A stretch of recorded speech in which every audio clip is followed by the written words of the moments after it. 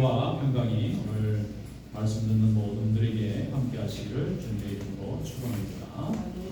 지금부터 506년 전인 1517년 독일의 구텐베르그라는 곳에 교회가 있었는데 그 교회의 블루틴 보드, 그러니까 이렇게 게시판에 저희들이 늘 보고 다닐 수 있는 곳에 그 교회의 담임 신부였던 마틴 루터라는 분이 95개의 신학적인 질문이다 그래가지고 쫙 붙여놨어요.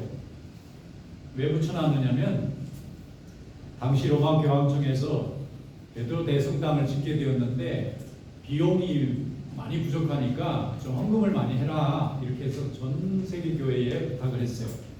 그래서 유럽에는 교회들이 많았으니까 각 교회가 이제 헌금을 했는데 그것까지도 부족한 거예요. 그래서 많은 사람들을 보내서 이제 좀 기금을 모아가지고 오라 그랬는데 문제는 이 기금을 모으러 보낸 사람들이 성경을 잘못 해석하는 겁니다. 마치 하나님 앞에 성당을 지을 헌금을 많이 내면 그것이 구원받는 길로 간다고 잘못 가르친 거예요. 가르치는 사람도 성경을 모르고 듣는 사람도 성경을 모르는 거예요. 그러니까 이 시골의 조그만 성당에 담임을 맡고 있는 이 마틴 루터라는 신부님이 답답한 거예요. 자기는 성경을 읽어봤지만 그런 내용이 없거든요. 하나님이 구원해 주신 은혜로 인해서 감사하는 거지 내가 뭘 선행을 하고 무슨 고행을 하고 엄청난 무슨 제물을 바치면 지옥에 있던 영혼이 뭐 한 천국으로 올라가고 그런 게 아니거든요. 그런데 당시에 무지하니까 성경을 읽을 수 있는 사람이 너무나 적고 또 대부분 사람들이 문맹으로 지금도 500년 전 일이니까 자기네 나라 말도 없고 글도 없고 라틴어를 쓰는 사람 외에는 글을 읽을 수 있는 사람이 아무도 없었어요. 성직자나 귀족이나 이런 사람 학자들이나 이 글을 읽을 수 있지 대부분 90% 넘는 사람들은 다 문맹이었어요. 성경을 보고도 읽고 뜻을 알 수가 없는 거예요. 그러니까 사람들이 점점 미신화되고 무지화되고 이러니까 세속화되고 가르쳐주기만 하는 그대로 다 믿고 미신적인 행위에 따라가다 보니까 이 마틴 루터가 이거 참 심각하다. 그래서 이거를 좀 바로잡았으면 좋겠다. 이렇게 가르치면 안 되지 않느냐. 그래서 적어놓은 건데 이게 유럽을 발칵 뒤집어놨어요. 그것이 바로 인류 역사에서 문예부, 르네상스 이후에 찾아온 종교개혁, 레포메이션이라는 큰 시대의 변화가 시작이 된 거예요. 마틴 루터는 처음부터 크게 뭘 하려고 했던 사람이 아니에요. 좀 궁금하다. 성경에는 이런 내용이 없는데 왜 카톨릭 교회는 이것을 가르치느냐? 뭔가 잘못됐다. 그렇게 이걸 좀 다시 이렇게 회복했으면 좋겠다는 뜻에서 이것을 붙여놨는데 이것을 붙여놓고 읽었던 사람들이 전부 이제 그때부터 마음들이 이제 바뀌고 이거 정말 문제가 있는 거 아니냐? 그럼 우리에게 성경을 좀 제대로 가르쳐달라. 이러면서 온 유럽이 그냥 이렇게 소용돌이 속에 이제 빠져들게 됐어요. 당시에는 성경을 해석할 수 있는 권한이 교회만 있었고 성직자들에게만 있었고 교황이나 추기경 같은 거의 성직자들에게만 있었기 때문에 작은 신부들이나 일반 평신도들은 성경을 제대로 읽을 기회도 없고 누가 설명해 주지도 못한 거예요. 우리 개신교회는 얼마나 축복받았는지 몰라요. 우리가 성경으로 돌아가자. 초대교회 성도들이 은혜 받았던 그 은혜로 돌아가자. 이래서 우리가 성경을 읽으니까 카톨릭교회도 나중에는 이게 필요하구나. 그래서 자기들도 이제 열심히 성경도 가르치고 설교도 하지. 그전에는 설교라는 게 없어요. 예배. 알아듣지도 못하는 라틴어로 그냥 예배를 드리면 주문 외우듯이 예배가 진행되나 보다고 따라갔지 뜻을 이해하고 예배를 드리지 못했다고요. 그러니까 어떤 미신적인 행위나 어떤 잘못된 가르침도 그런 줄 알고 따라가다 보니까 이게 큰 문제가 저 믿음을 갖고 구원을 받을 수 있겠나. 이 마틴 루터가 너무 답답하게 생각한 거예요. 그래서 이것을 좀 바꿔놔야 되겠다 생각하고 자기가 설교하던 교회에 벽에다가 붙여놓은 거예요. 그냥 이렇게 조그맣게 붙여놨는데 이게 소문이 나고 일소문이 나고 이것이 막 여기저기 카피가 되고 뭐 사람들에게 널리 전파되면서 정말 우리가 하나님 말씀을 바로 알고 믿어야 되는 거 아니냐 이렇게 하면서 소란해졌어요. 그래서 2년 후에는 정교재판에 회부가 됩니다. 마틴 루터가 정교재판에 회부돼서 네가 주장한 거 취소한다 그러면 살려주겠다. 그런데 취소 못하겠다는 거예요. 나는 하나님 말씀을 깨닫고 이해한 대로 이 잘못된 걸 잘못됐다고 얘기해야 되는데 그래서 그날 죽을 뻔했어요. 마틴 루터가 암살당할 뻔했는데 그걸 미리 알고 그 지역에 있는 제후들이 몰래 빼돌려가지고 3년을 숨겨놨어. 거기서 성경을 마음껏 번역하게 만들고 마음껏 가르치게 만들고, 그래서 그 바르게 돌아온 성경의 말씀과 정확한 하나님의 말씀을 듣고 유럽이 바뀌고 세상이 바뀌고 교회가 변화되면서 종교개혁, 레포메이션이 시작이 된 거예요. 그래서 이 종교개혁을 통해서 우리 인류의 역사도 바뀌었어요. 무지와 미신으로 가득 차 있던 중세가 끝나고 이제 하나님의 말씀을 제대로 깨닫고 하나님이 주신 우리 인간이 가지고 있는 가능성과 이성을 제대로 깨닫고 주님 앞에 돌아와서 인간의 역사도 하나님 앞에 되돌아오는 그런 축복을 받게 된 거예요. 그래서 종교개혁의 가장 중요한 모토가 뭐냐면 교회는 항상 개혁되어져야 한다. 이걸로 유명한 말이 있어요. 어느 신학교를 가든지 가르쳐줘요. 그걸 라틴어인데 너무 유명한 말이기 때문에 또 우리가 이 개신교에 있는 장로교회 교인이니까 좀 다 외우면 좋겠어요. 이게 뭐냐면 에클레시아 에스트 셈페르 레포만다라는 말이에요. 뭐 빠른가요? 다시 에클레시아 에스트 셈페르 레포만다. 에클레시아라는 건요 처치라는 뜻이에요. 에스트는 우리말로 말하면 비동사 같은 거 is. 그다음 셈페르라는 것은 이렇게 always라는 뜻이에요. 항상. 그다음 레포만다는 것은 리폼한다는 말이에요. 굉장히 간단하세요. 교회는 항상 개혁되어야 된다. 개혁이라는 뜻이 뭐냐면 원래 본질로 돌아가야 된다는 거예요. 왜냐하면 교회는 시간이 가면 갈수록 자꾸 때묻어요. 인간은 자꾸 때묻습니다. 우리 생각도 자꾸 바뀌고 우리의 습관도 자꾸 바뀌고 우리의 전통도 자꾸 바뀌어요. 그런데 이게 시간이 오래 가면 원래 주님이 가르치신 말씀하고는 멀리 떨어져 갈 수가 있는 거예요. 인간이니까. 우리가 신이고 완벽하면 바뀌지 않지만 자꾸 변화되는 거예요. 본질에서 자꾸 멀어져 가는 거예요. 그래서 항상 두들겨 봐야 돼요. 우리 신앙이 너무 멀리, 너무 세상을 향해 가고 있는 건 아닌가. 항상 되돌아보고 다시 성경 말씀으로 돌아오고 다시 은혜의 말씀으로 돌아오고 기도하면서 자꾸 돌아와야 되는데, 그래서 우리를 보고 개신교회라고 해요. 개혁된 교회다, 그런 뜻이에요. 그래서 이 세속화된 종교 권력으로부터 교회를 바꿔서 원래 성령 충만한 교회로 되돌려놨다. 그래서 종교개혁이거든요. 그런데 루터가 일개 시골의 조그만 신부였던 사람이 어떻게 그렇게 용기를 낼 수 있었을까? 그때는요 종교재판이 무서워서 이게 거기서 벌을 받으면요 화형에 처해지던 시대예요. 마녀 사냥을 하던 시대. 무서운 권력이 있었어요. 그런데 이 무서운 세속의 권력과 맞서서 싸울 수 있는 힘이 어디서 왔느냐면은 마틴 루터가 오늘 우리가 읽은 바로 로마서 1장 14절부터 17절의 이 말씀을 통해서 용기를 얻었어요. 그래서 이 말씀이 종교개혁의 모토와도 같은 말씀. 우리 개신교가 세상에 태어날 수밖에 없었던 말씀과 같은 거예요. 이 말씀을 통해서 오랜 세월 동안 심판과 저주의 두려움에서 벗어나서 자유를 얻었던 한 사람이 하나님의 말씀 앞에 굳게 서서 세상을 이기고 영적 싸움에서 승리한 그런 축복이 오늘 여러분들에게도 함께 하시기를 주님의 이름으로 축원합니다. 오늘 하나님 말씀을 우리가 함께 읽어보도록 하겠습니다. 로마서 1장 14절부터 17절 말씀입니다. 다 같이 읽읍시다. 헬라인이나 야만인이나 지혜 있는 자나 어리석은 자에게 내가 빚진 자라. 그러므로 나는 할 수 있는 대로 로마인 너희에게도 복음 전하기를 원합니다. 내가 복음을 부끄러워하지 아니하니 이 복음은 모든 믿는 자에게 구원을 주시는 하나님의 능력이 됩니다. 먼저는 유대인에게요 그리고 헬라인에게로다. 복음에는 하나님의 의가 나타나서 믿음으로 믿음에 이르게 하나니 비록 그런가 오직 의는 믿음으로 말미암아 사리라과 같으니라. 아멘. 마틴 루터가 어릴 때 한 번은 친구하고 시골을 가고 있었는데 비가 갑자기 쏟아지는 거예요. 천둥이 치고 난리가 났어요. 그래서 그냥 비를 피해서 막 도망가고 있는데 막 벼락이 막 떨어지는 거예요. 그런데 너무나 안타깝게 같이 옆에서 뛰어가던 친구가 벼락을 맞아서 그 자리에서 그냥 죽어버렸어요. 그래서 이 마틴은 딱 충격을 받습니다. 어릴 때 한 경험이기 때문에 평생을 이 무서운 충격의 장면이 안 떠나는 거예요. 바로 옆에 있던 친구가 벼락에 맞아가지고 죽는 장면을 본 거예요. 그래서 마틴의 생각에는 하나님 앞에 죄를 지으면 벼락은 하나님이 치시는 거니까 하나님 앞에 죄를 지면 저희 벼락 맞아주는 거예요. 무서운 심판의 하나님에 대해서 머릿속에 완전히 박힌 거예요. 그래서 이 사람은 그때부터 너무 무서운 거예요. 하나님이 너무 무서워. 야, 이게 조금만 잘못하면 하늘에서 벼락이 내려서 저렇게 그냥 한순간에 죽어버릴 수 있는 이 무서운 하나님이라면 나는 도무지 어떻게 숨을 쉬고 살아야 되나? 그럼 어떻게 하면 이 심판과 이 저주로부터 벗어날 수 있을까?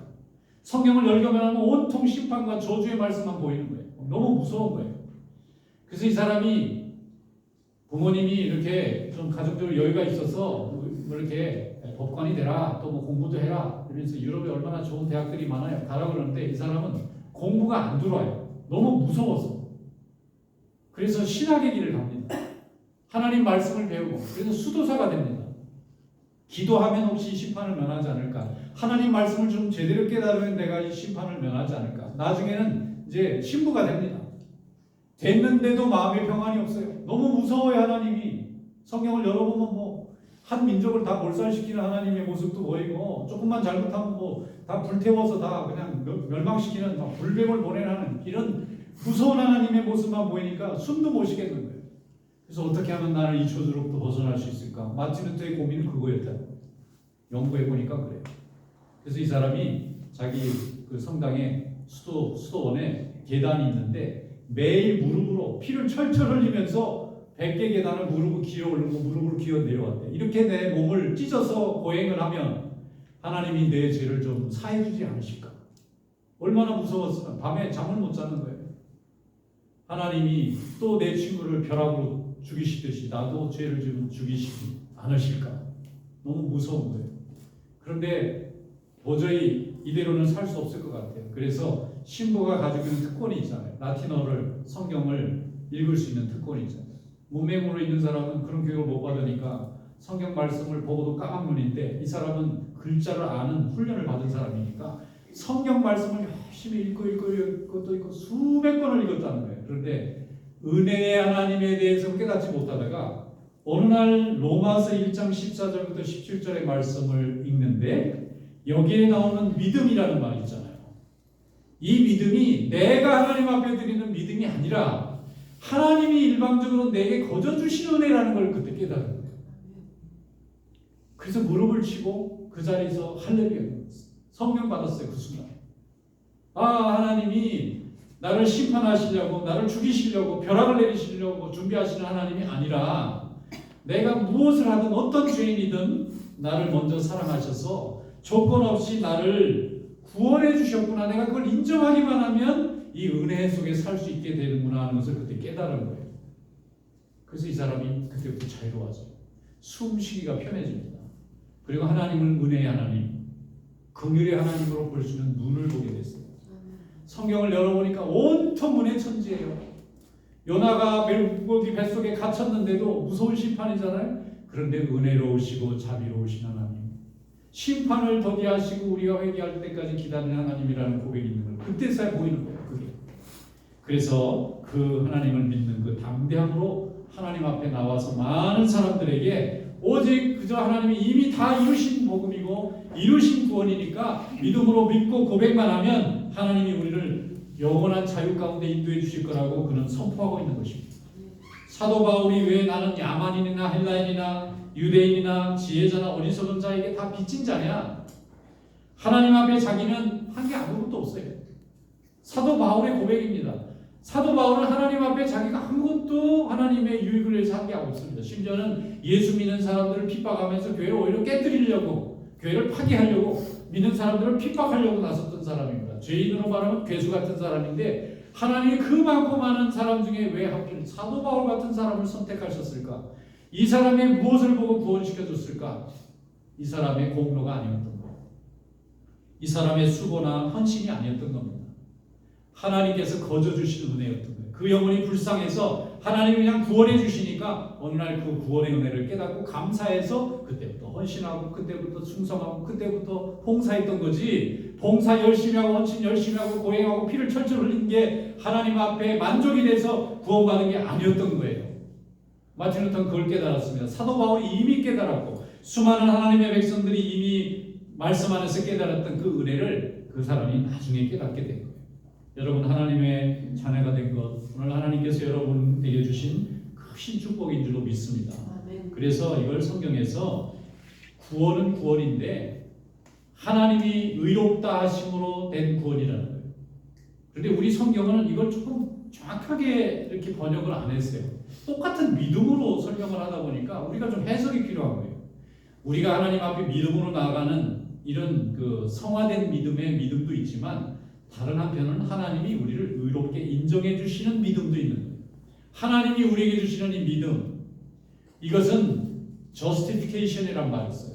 하나님이 우리를 죄인인데 죄 붙지 않고 의인으로 만들어 주신 믿음이에요. 의인은 오직 믿음으로 말미암아 살리라 할 때 이 믿음은 내가 무엇을 열심히 믿는 믿음이 아니라 하나님이 우리를 죄인이 아니라 이제 의인으로 삼아 주셨다고 하는 믿음이에요. 하나님 쪽에서 주신 믿음이라고.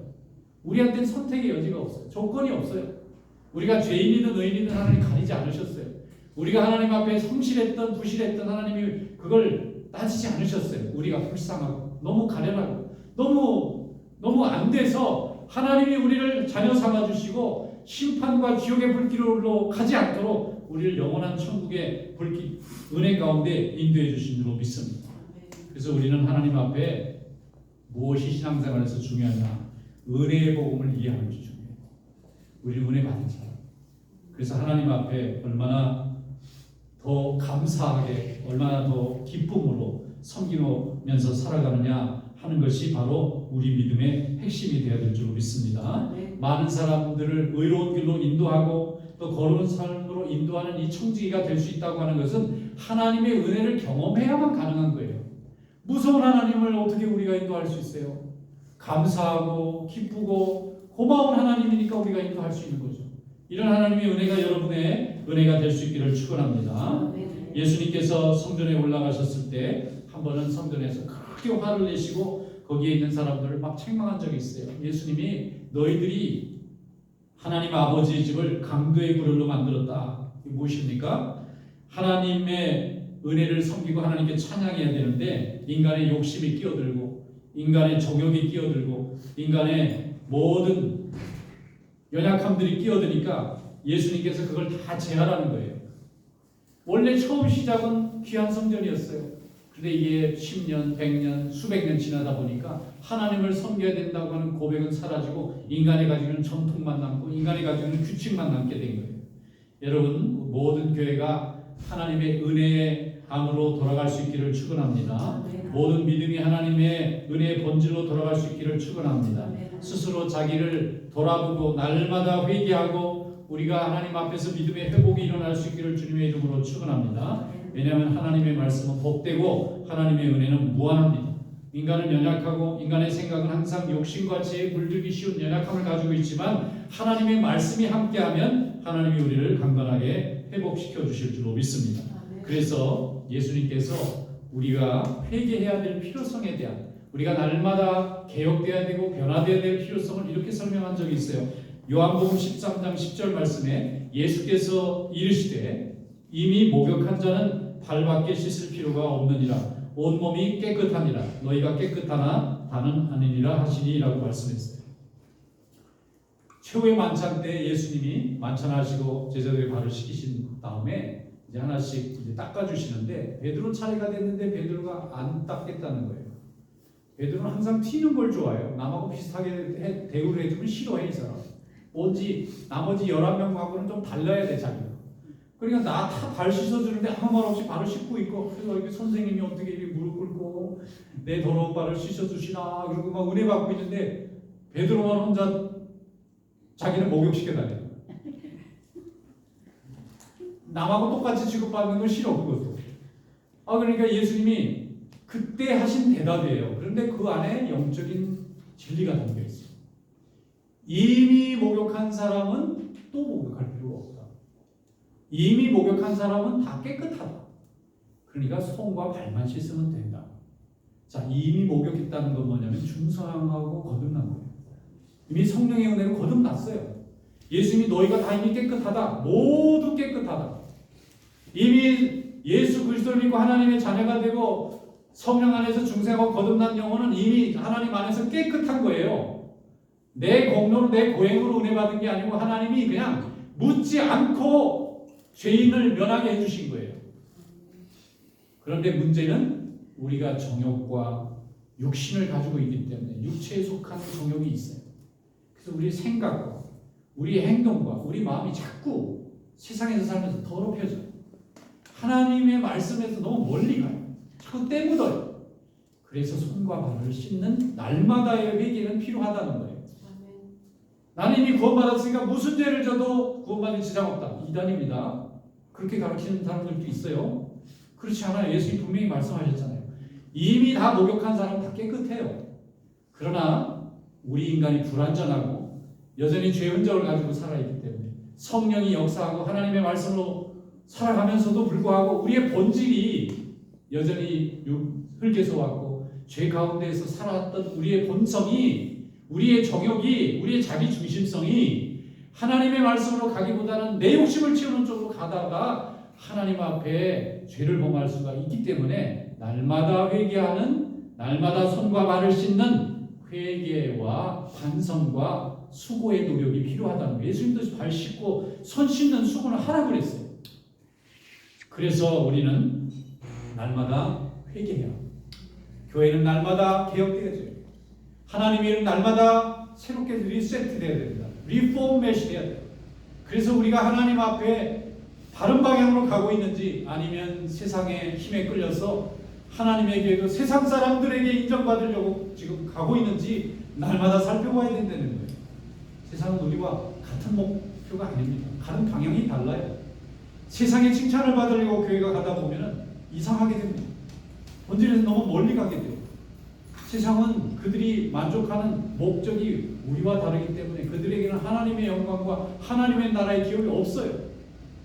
물론 세상 사람들에게 비난받는 교회가 돼서는 안 되겠지만, 비난받는 성도가 돼서는 안 되겠지만, 그렇다 해서 우리가 세상을 만족시키기 위해서 가는 것도 아닌 거예요. 하나님의 말씀 앞에 굳게 설 수 있기를 축원합니다. 날마다 우리가 이미 목욕한 사람이기 때문에, 이미 주님에게 온통 사랑을 입은 사람이기 때문에 사도 바울과 같이 또 수많은 믿음의 선지들 같이 나를 사랑하셔서 독생자를 내주시기까지 우리를 사랑하신 그 예수님의 사랑에 보답하기 위해서 우리는 날마다 회개해야 돼요. 날마다 새로워져야 되고, 날마다 우리가 복음에서 성경에서 멀리 갔는지 되돌아봐야 돼요.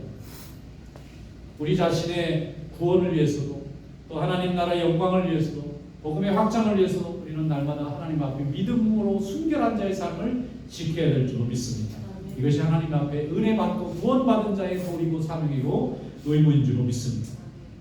요한계시록 3장 20절에 말씀하기를 올지어다 내가 문 밖에 서서 두드리노니 누구든지 내 음성을 듣고 문을 열면 내가 그에게 들어가 그로 더불어 먹고 나는 그와 더불어 먹으리라 그랬습니다. 여러분 옷도 입으면요 오래되면 단추도 떨어지고 옷깃도 해지고 망가져요. 그러면 고쳐 입어야 돼요. 알터레이션도 하고 또 꿰매서 입어야 돼요. 너무 낡으면 뭐 할 수 없지만 조금 고장난 거는 꿰매가면서 고쳐가면서 입는 겁니다. 차도 마찬가지죠. 처음에 나온 차가 시간이 지나면 성능이 자꾸 문제가 되고 부품이 자꾸 낡으면 고쳐야 제대로 굴러가죠. 집도 마찬가지죠. 처음 있는 집이 10년, 100년 되도록 멀쩡한가요? 계속 낡잖아요. 우리는 세상에 있기 때문에 우리의 믿음도 우리의 육신도 우리의 신앙생활도 자꾸 낡아지게 되는 거예요. 그럼 그때마다 고쳐야 돼요. 나는 한 번 믿으면 끝까지 변함없다. 그건 하나님만 변함없으시죠. 인간은 계속 변합니다. 약해집니다. 때로는 부패합니다. 변질됩니다. 그래서 변질됐다고 하는 사실을 깨닫는 것이 지혜예요. 하나님 말씀을 날마다 듣지 않으면 그걸 못 깨달아요. 병이 들어가고 있는데 병을 몰라요. 우리 몸이 연약하면 의사에게 가서 어디가 고장나고 아팠는지 진료를 받잖아요. 그럼 필요하면 수술을 해야 되잖아요. 근데 나는 원래부터 튼튼하게 태어나서 의사 또 의술 도움이 필요 없다 생각하면 자기 건강과 생명을 지킬 수가 없는 것처럼 하나님 앞에 우리 믿음이 날마다 새로워지고 강건해지기 위해서는 주의 말씀을 거울 삼아서 날마다 우리의 연약함과 부족함을 비춰볼 수 있는 성도들이 될 수 있기를 축원합니다. 어떤 분이 신앙생활하면서 너무 어렵게 신앙생활을 했다는 거예요. 실수도 많이 하고 시험도 많이 들고 또 이렇게 실패도 많이 경험했는데 그래서 나는 이거 신앙생활을 잘 못했나라고 생각하고 오늘 하나님 앞에 기도했더니 하나님이 보여주시는 거예요. 실패한 것이 아니고 계속 스스로를 고치면서 강건해져 갔던 거예요. 우리의 육신은 점점 약해져 갈지 모르지만 우리의 믿음은 하나님 앞에 회개하고 주님의 끈을 끝까지 붙잡고 있는 한 우리는 수많은 실패와 수많은 유혹과 시험과 낙심 속에서도 하나님 앞에 더욱 강건한 믿음으로 서게 될 줄 믿습니다. 고린도후서 4장 16절에 말씀합니다. 그러므로 우리가 낙심하지 아니하노니 우리의 겉사람은 낡아지나 우리의 속사람은 날로 새로워지리라. 우리는 날로 새로워지는 것입니다. 오늘 이런 하나님의 축복이 날로 새로워지는 여러분의 믿음 가운데 함께 하시기를 주님의 이름으로 축원합니다. 기도하겠습니다.